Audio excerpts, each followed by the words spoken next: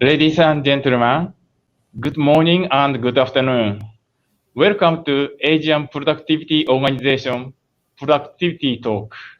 Now broadcasting live on air from Tokyo, Japan.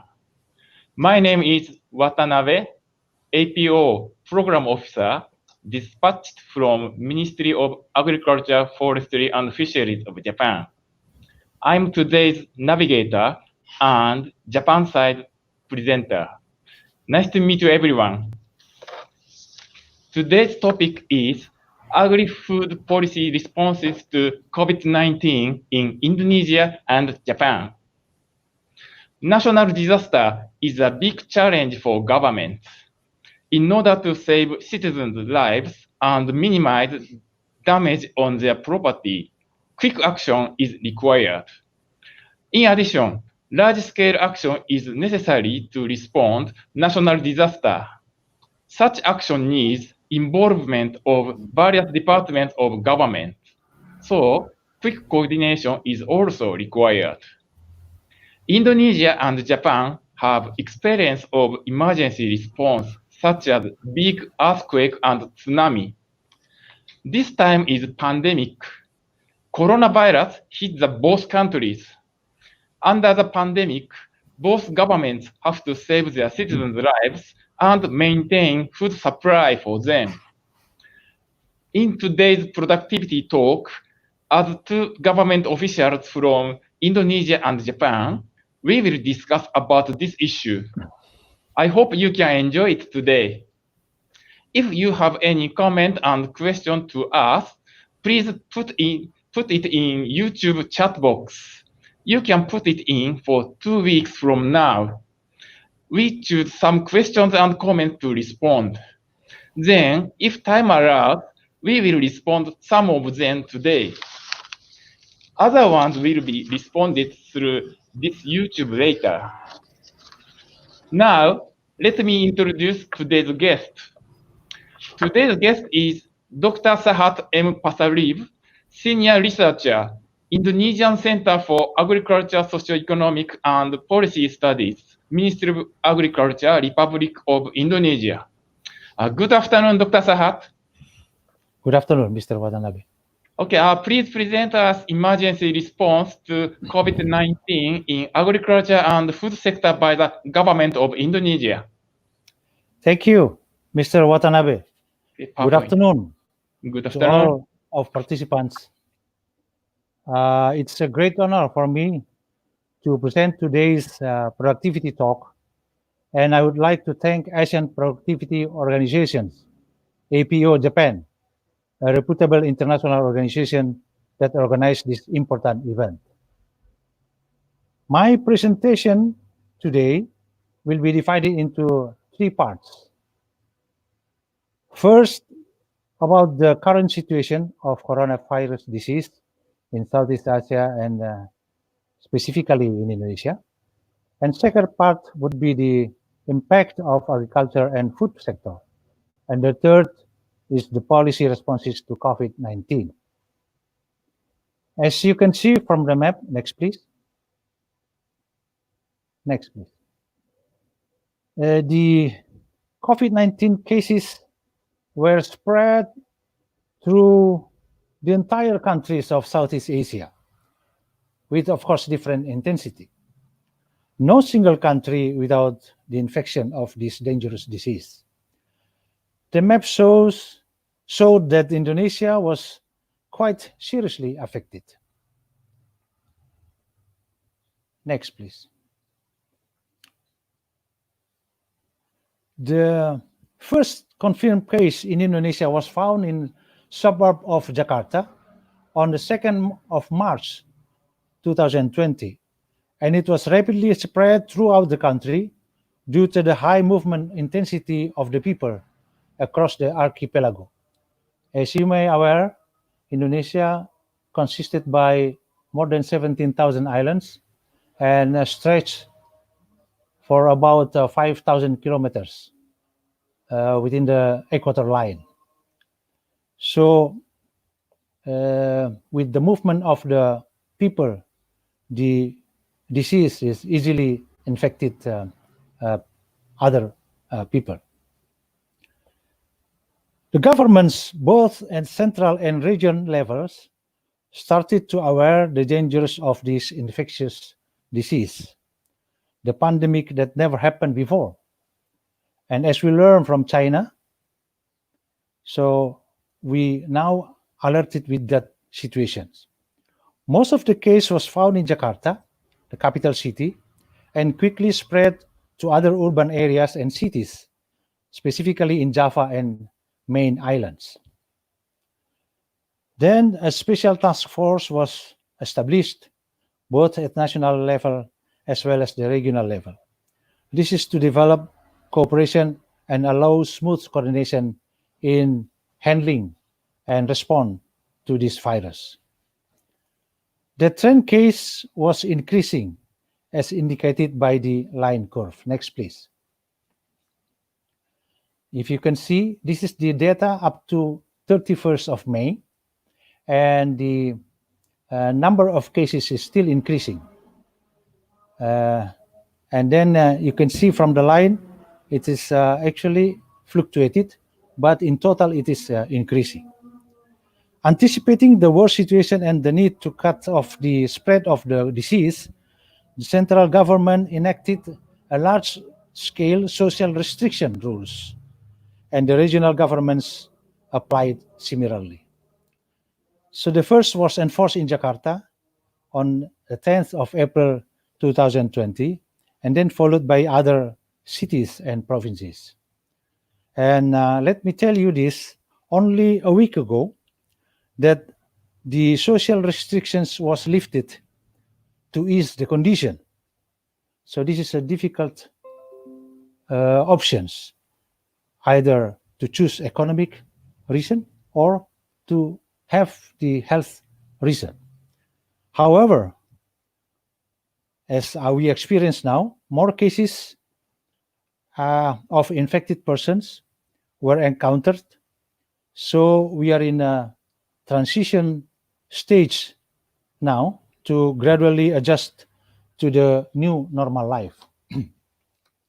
So that's our condition now in Indonesia. So the second part is the impact on agriculture. In respect to agriculture, the impact of COVID-19 was highly influencing several sectors, such as tourism, with the decrease in number who visited Indonesia. I will give you a figure. In 2019, the total number of tourists visited Indonesia was 16.3 million. And compared to the same period in 2020, from January to April, the decrease was about 45%. In March alone, it was decreased to 66%. It's drastically decreased. And in April, it was also decreased to 87%. Don't ask in May.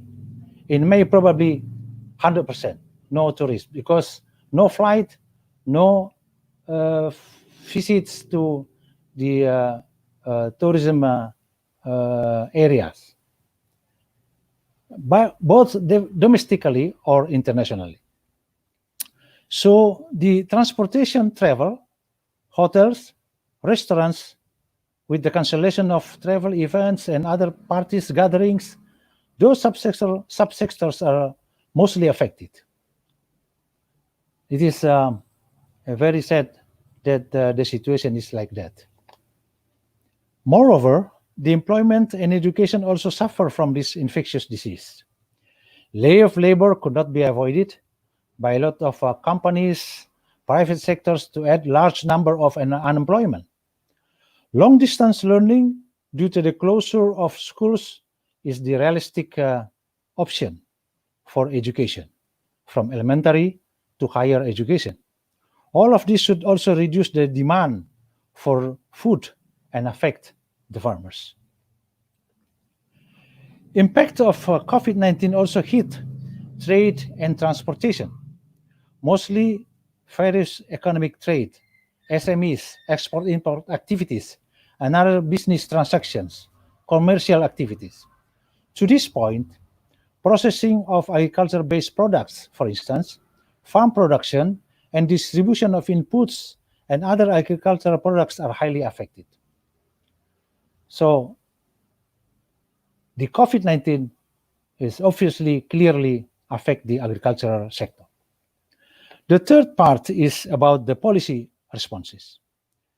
The policy responses to this situation from the government point of view could be named like first, apply strong social restriction in effort to cut off the spread of the disease. That include working from home for employees and to be gradually eased when R0 or RT ratio value decline.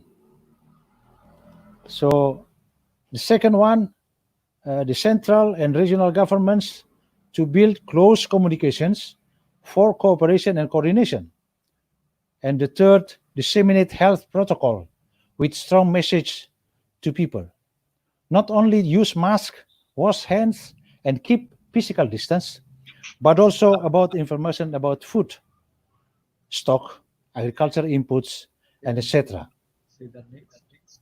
Dr. Sahat, Yes, could you say moving PowerPoint slide, say next? okay. Yes, thank you. This slide is fine for you? Thank you. Yes, this is okay now. This is okay? Yes, this is okay Okay, thank you. Please continue. now. Okay. So next, please. Okay. Next, please. Yeah. And trade and transportation, I think I've mentioned this. Continue, please. Okay. Now, as the Ministry of Agriculture, the government response already there, and the four main responses has been introduced. Next, please. As for the Ministry of Agriculture, there are 6 major tasks that has been announced and to be working on. The first is to achieve food self-reliance for all of the people. And the second is increase national food production in favor of smallholding farmers. And the third is the optimization of land and home garden with food crops. The fourth is mapping food insecurity regions and allocate food requirements. The fifth, create marketing chain and market alignments to farmers. And the sixth is keep the farmers in safe conditions so that they can continue to work in agricultural field. Next, please. In the implementation stage, there are emergency agenda and intermediate agenda. For emergency agenda, the program include strengthening trade partnerships between smallholder farmers and traders with facilities from the government. Secondly, increase farmers' terms of trade to the level of 103. That means to give farmers more profit. The third, develop buffer stock of 11 main food crops. That is include rice, corn, beef, chicken, egg, sugar, red chili, small chili, shallot, vegetables, and edible oil. The fourth, conduct labor intensive in all regions. And the fifth is provide social safety net, while the last one is develop farmer store and partnerships business. Next, please. For intermediate agenda, the program include maximize export value, and then second, allow labor intensive for strategic crops, And the third, provide jobs for semi and unemployment people in agriculture. The fourth, anticipate drought and support marginal land areas for crops. It was predicted that there will be a drought this year, although it's a bit wet. But the drought should be anticipated as the factors that would maybe affect the cultivation. The fifth is provide agricultural input and machineries with support of finance and agricultural insurance. Agricultural insurance is very important to protect the farmers' interests.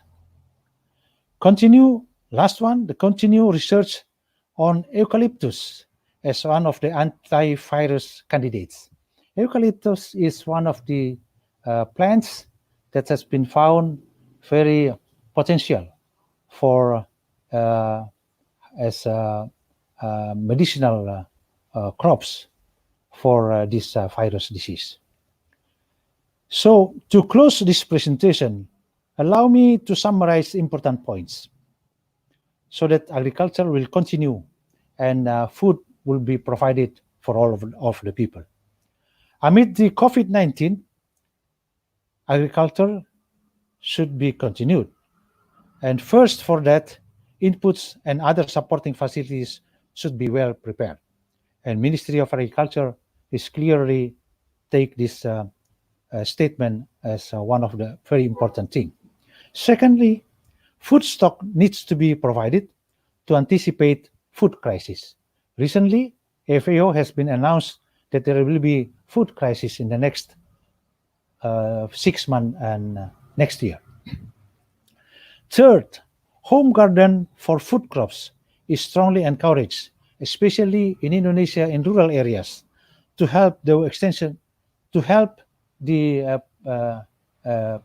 preparation of their foods, and they will be helped by extension workers in the field. So they will be close working together between extension workers and the farmers. The fourth is maintain cooperation and coordination with other stakeholders in producing biomedicine.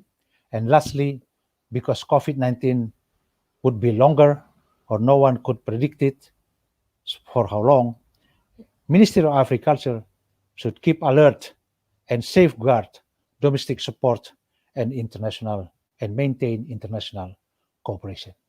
So I think that's the policy responses from the government of Indonesia as well as the Ministry of Agriculture in Indonesia. That's all my presentation, Mr. Watanabe. Thank you. Dr. Sahat, I can understand your difficulty and huge efforts to save food supply for citizens. Coronavirus infection in Indonesia was coming later than other Asian countries. So Indonesian government monitored other countries' cases and prepared for it. But coronavirus infection was rapidly and widely spread all over Indonesia. So I imagine governmental response had difficulty to catch up with coronavirus spread.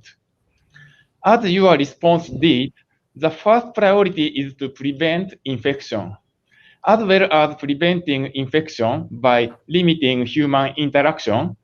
Government needs to maintain food supply chain. This is somewhat contradictory, but government has to do it. Government needs to understand what happened in the country's food supply. So your close communication between central government and regional government is of course necessary. Indonesian government puts high importance on food self-sufficiency. Stable food supply for citizens is governmental responsibility. So Indonesian government conducted necessary food self-sufficiency measures. In addition, I recognized Indonesian government has much attention on small-sized farmers.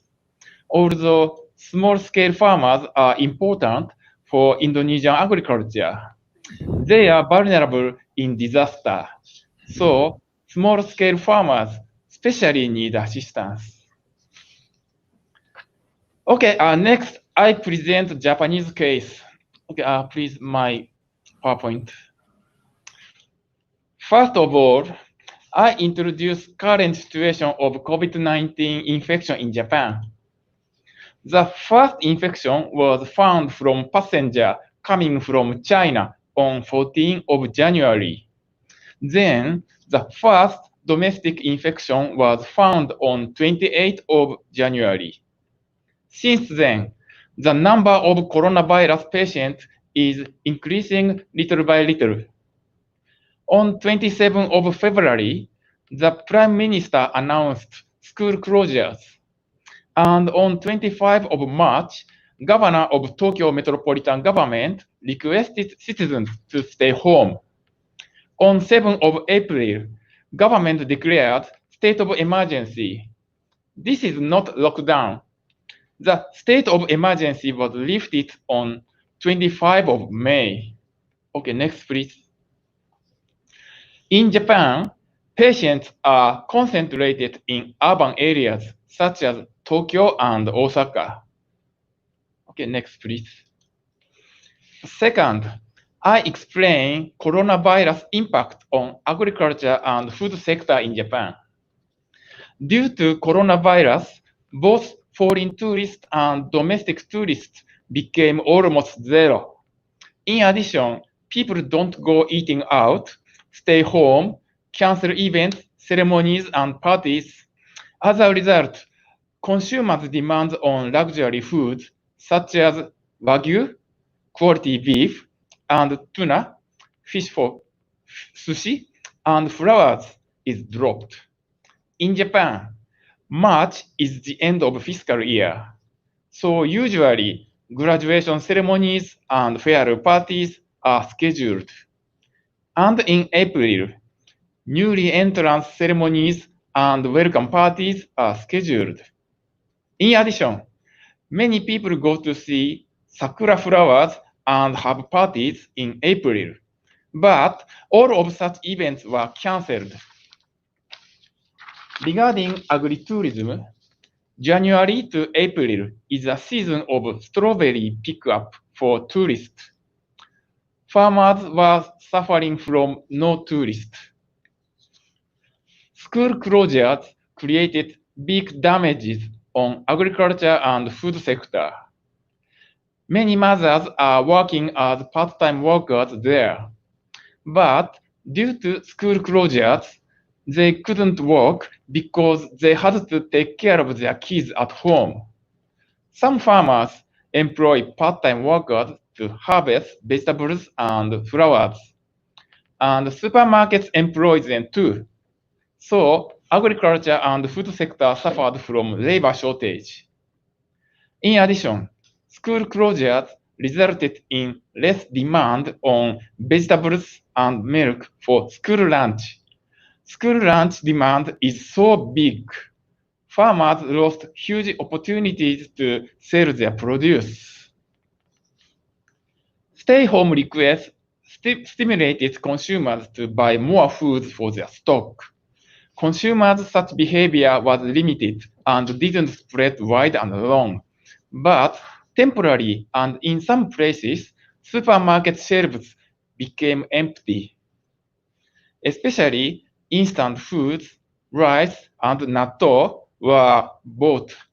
Natto is fermented soybeans, and you can see it in this picture. There was a rumor natto is good for coronavirus, so many consumers bought it. Japan is accepting foreign trainees on farms, but some of them couldn't come to Japan due to quarantine measures. So some farms suffered from labor shortage. Trade didn't significantly impact on Japanese food supply, but some commodities like cut vegetables temporarily became difficult to obtain. Okay, next PowerPoint. Third, I explain emergency response to COVID-19 in agriculture and food sector in Japan. MAS organized the headquarters on 30th of January. It is the same day of organizing the governmental headquarters. At the time of 30th of January, coronavirus infection was not so serious in Japan.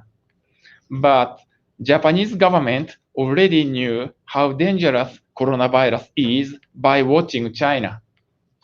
In the case of a big organization like ministry, it takes long time to make decision. The headquarters consists with every decision makers and its head is minister. So, thanks for the headquarters, MAF can make decision quickly and respond quickly. Organizing the headquarters is the first step of emergency response. MAF established 8 regional contact points through Japan. A lot of questions are coming from farmers and food businesses.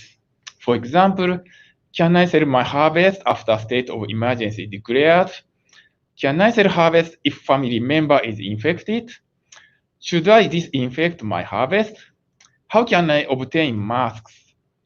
Contact points are important to explain farmers and agribusinesses questions, and also important to know their needs. Message is not only easy and simple, but also important and urgent. If panic buying spread, government cannot control it. Then food supply chain may be interrupted. Actually, Japan has enough food stock to feed citizens, but sometimes supermarket shelves become empty due to rush of consumers. Especially, masks were always sold out. That made some consumers nervous.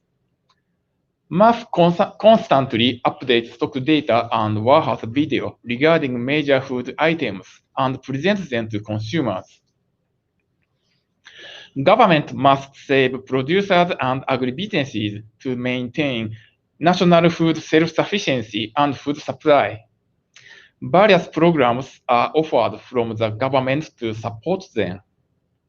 The subsidy program for sustaining businesses and employment adjustment subsidy are comprehensive program and eligible for not only agri-food sector, but also all other industries. The subsidy program for sustaining businesses is a program to compensate the decrease of income due to coronavirus. Employment adjustment subsidy is paid for the company owners who paid salary for their employees when the company followed the government's request for temporary closure. MAF has some soft loan programs to support producers' operational cost, investment, etc. MAF introduced first 5 years no interest and no collateral system. Other than those, MAF introduced various measures to support producers and food businesses. Okay, next please.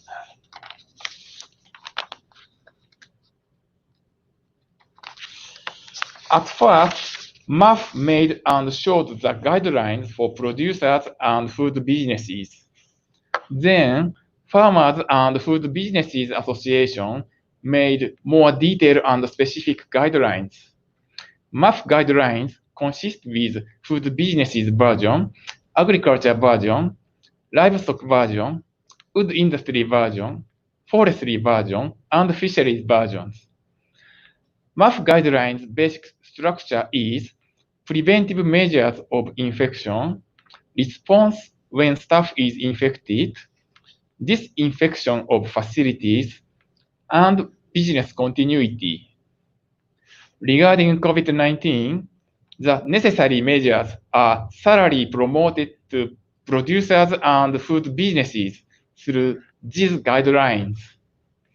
That's all of my presentation. Dr. Sahat, do you have any comment on it? Well, yes, it is not easy for the governments actually to manage food for all of people when the economic condition is hardly affected by the COVID-19, as we experience now. Demand for agricultural products have extremely reduced that due to the weakness of the other economic sectors. And this ended up with the decrease of income for the producers or farmers. Shortage of manpower to work in farm, as you mentioned earlier, also another problem to maintain domestic production. As a result, due to a problem in the supply chain, the supermarket shelves would sometimes empty. However, people and the government have tried every effort to manage this condition. The 8 regional contact points, as in your presentation, to work closely with the other stakeholders to prevent from worse situations. I think that's a very good option. The campaign to show the availability of food stock is a good idea to inform the people that major foods is there to keep food security for all citizens. And this to avoid the rush to buy a lot of foods for their own stock. I think to some extent, we have similar approach in dealing with the impact of COVID-19. Japan's quick response to maintain food production and distribution with programs is, I think, obvious, such as subsidy and loan programs. And then I think the guidelines for response and business continuity are similar with what we are now introduced in Indonesia, and we are still developing. The difference could be in the characteristics of the micro and small and medium enterprises and the products they produce. In this context, we need to note that this is very dynamic along the thread of this coronavirus.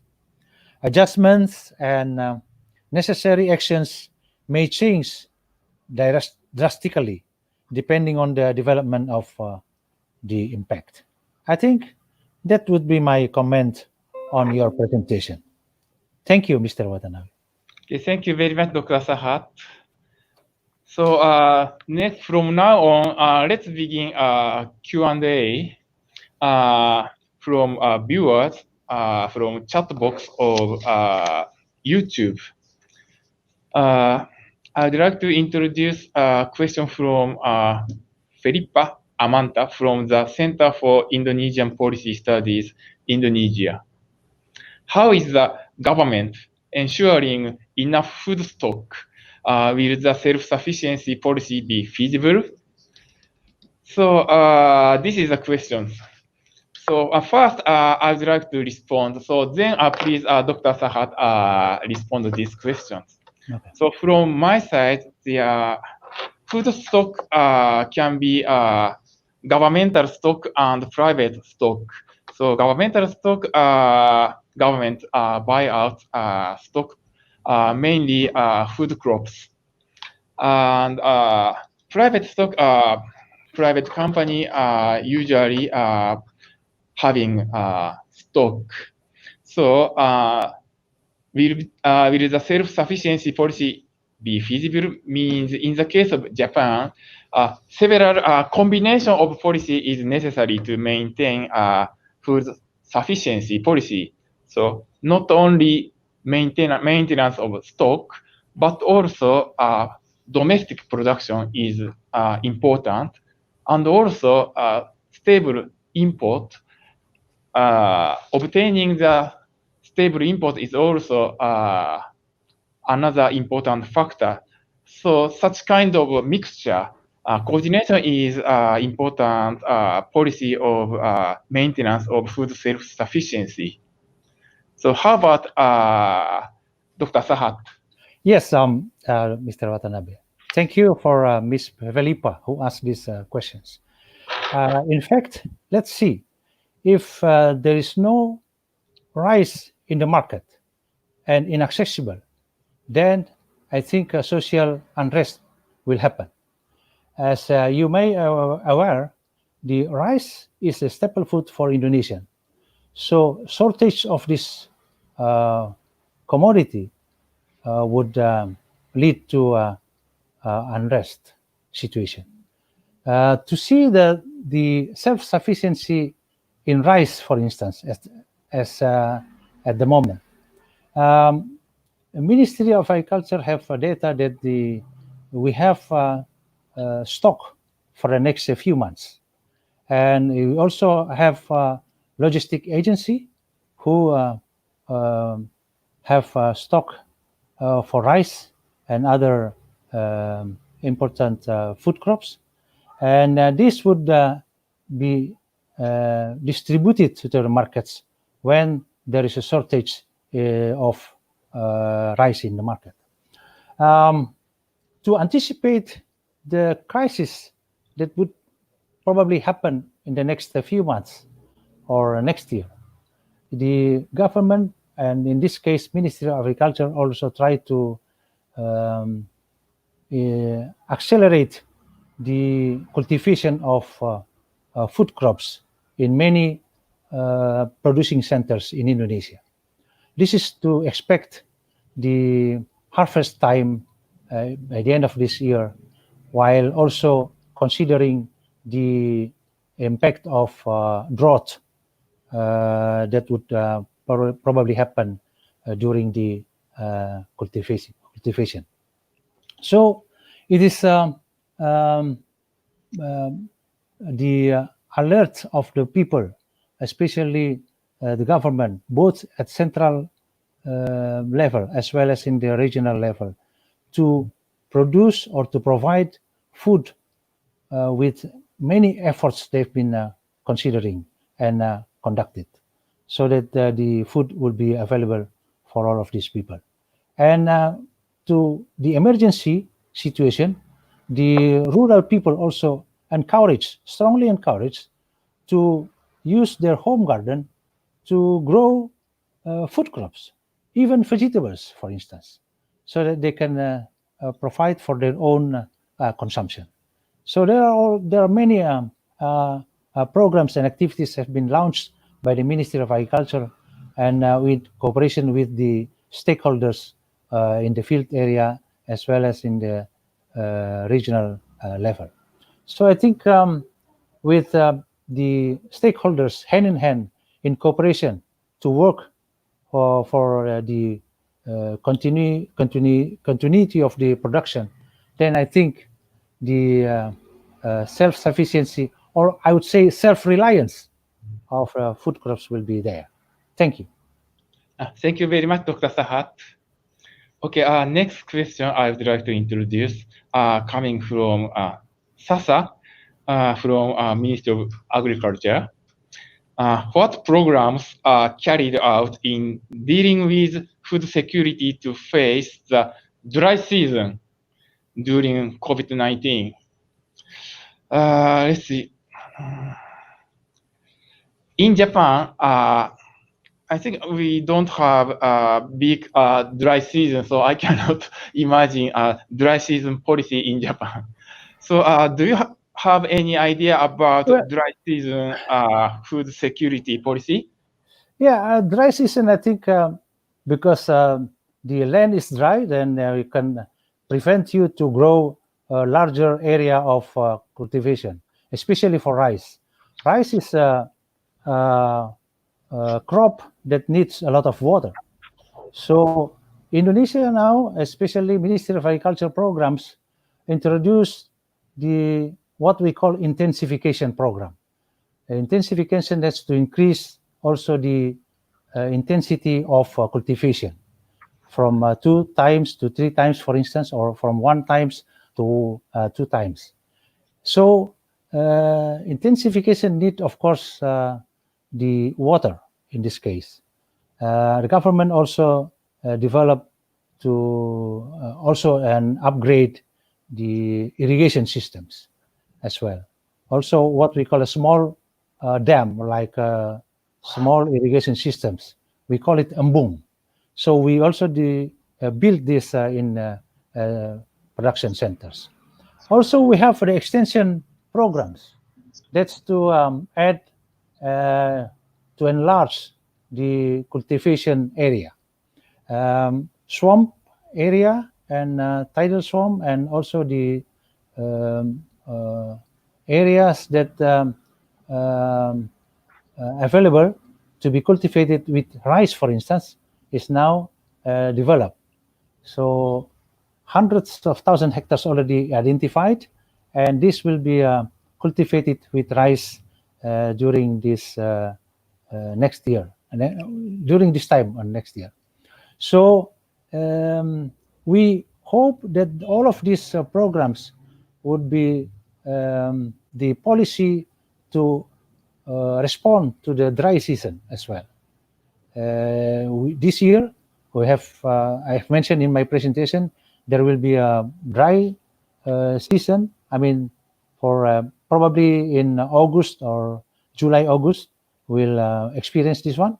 And hopefully that we still have sufficient area to cultivate, especially for rice. Okay, thank you very much, Dr. Sahat. So one more question from Bardas, Philippines.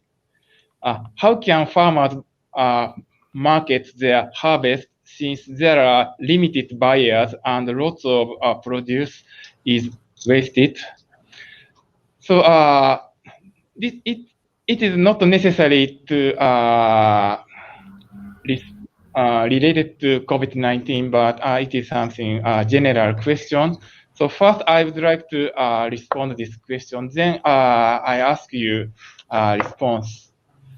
So in the case of Japanese example, so some farmers, local farmers, get some united making group and selling together their produce by the big highway and the rest station of drivers. Then using that places, farmers are selling their harvest to drivers and tourists and some people coming from urban area. And also recently putting value addition is getting popularity little by little in Japan. So some little processing. So processing, as a result of processing their agriculture products, they will make some processed food, sweets, and some box lunch, something like that. So adding value, then promote their harvest. Such kind of activity is recently getting popularity in Japan. So how about Dr. Sahat? Yes, it's a bit different, I think, in Indonesia. The farmers group, so we formed the farmers into farmers groups and then federated farmers groups that consisted by the farmers groups. So it is, we all know that the food crops are, or agricultural crops are actually perishable. Rice, maybe you can store for a few months, but like vegetables, for instance, or tuber or roots, you cannot store it, but it's perishable. So in this case, it is the smallholder farmers, farmers group, who cooperate with the local traders to find the buyers. That's one thing. Another one is that it's now a trend, good trend in Indonesia, I think, that the exchange the commodities. So the fisherman will give the fish to the farmers, and then the farmers will exchange this fish with crops to the fishermen. So the exchange, like the long time ago, the previous transaction to barter the commodities.